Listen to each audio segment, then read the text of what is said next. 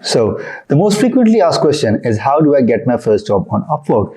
The answer to it is not straightforward, and it's not something that you can just do by watching this video or like any video that there is on YouTube. I'll tell you how I got myself my first job so you can relate with me. Once I started off Upwork back in 2018, I had absolutely no clue what to do. So the first thing I did was that I researched on what I could do best. I found my niche, I found my groove. You need to find your groove as the first step on how to get your first job. Once you know what you're doing, you need to knock off a decent profile. Now, when I say a decent profile, what I actually mean is that you need to have a very decent looking photo. You need to have a well-described profile information. You need to have your hourly rate set, and you need to have a good track record of Upwork experiences. You must have your portfolio regarding anything that you want to do. So, and then you need to apply on jobs and just hope for the best that you knock it out of the ground the first time you do it. What skills are high on demand on Upwork? Well, you really don't need to worry about that. Everything that you can do right now has a market. I mean, there are like law firms doing legal advice on Upwork. There are engineers like me, myself, making cool things and selling their hardware design and development skills on Upwork. You've got all the access to web, app, mobiles, marketing, email marketing, graphic designing, campaigning, video editing. I mean, if you can think it, you can sell it.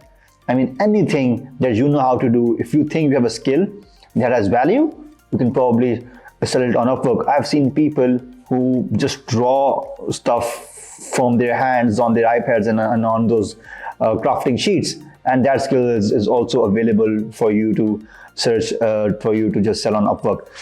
The other answer of it is that if you go to upwork.com, you can see the industries that there are, and there are many industries over there. There's like more than 5,000 small subcategorized industries, and you can see over that, and for sure your skill would be one of those which are in that line. Now comes the most important question. How should I price my services? You might see people saying a lot, that don't undersell yourself. You should value yourself a lot more. Don't go for small hourly rates. Well, I don't agree with that. Some might, but I don't. Why? I believe that the price that you demand, they come with what you promise to deliver. And on Upwork, the promise you bring is actually your profile, your reviews, your rankings, your earnings, your number of closed contracts. So if you're a newbie who's just starting off on Upwork, you don't have that in you. You don't have those many reviews either. So my safe guess is that you should start off by charging around $10 to $12 an hour. For niches like graphic designing, you can go a bit down, but for specialized niches like engineering stuff, CAD design, more towards the technical side, you can start off at $10 an hour at a safe side. But it really depends upon like how the market is like. So for one example is, for if you are starting on Upwork as a content writer, you probably are going to meet lots of people who are going to be charging around $5 an hour or $4 an hour or $5 an hour. So that I think would be the price point to start, because no way you can compete in the market if you don't have any reviews on the platform and you expect to have a higher hourly rate. That's not going to work. So you probably have to charge yourself at the low level. I know that hurts, but you have to undersell and over deliver. Now, when I say over deliver, I mean is that if the client has asked you, so for example, if you're an engineer and if the client has just asked you that how you can make a smartphone, you just don't tell them that how you can make a smartphone. You tell them that how you can make a smartphone that has this many extra features, that has a flip fold, that has a screen on both sides. Add more value to him, add more value to his work, add more value to his problem. So while starting on Upwork as a freshman, it's sad, but it's just how the market is. You have to undersell and you have to over deliver at the beginning. Now, if you're someone who is at someone would say at a midlife crisis, is it? So if you're someone who has his earnings from between 1K to 10K, you probably should look to increase your hourly rate by 25% from what it was once you started off. So if your initial rate was $10 an hour, you can now charge around $13 an hour. If your earnings are from 1K to 10K. Now as you go from 10K to probably somewhere around 40,000 US dollars plus all the jobs that you've closed, I think now is the time that you can charge at $20 to $25 an hour. And once you cross 50K, once you hit that 100K mark, then sky is the limit. Then you can charge 50 or even more. But that still again depends upon the skill that you have, the services that you're giving. You might not. People might not hire you for $65 an hour if you are a content writer, but they might hire you for 65 or 70 or even $100 an hour if you have a skill that is high in demand, and it's limited by the people who are actually in that field. So yeah, that is how you should price yourself on Upwork.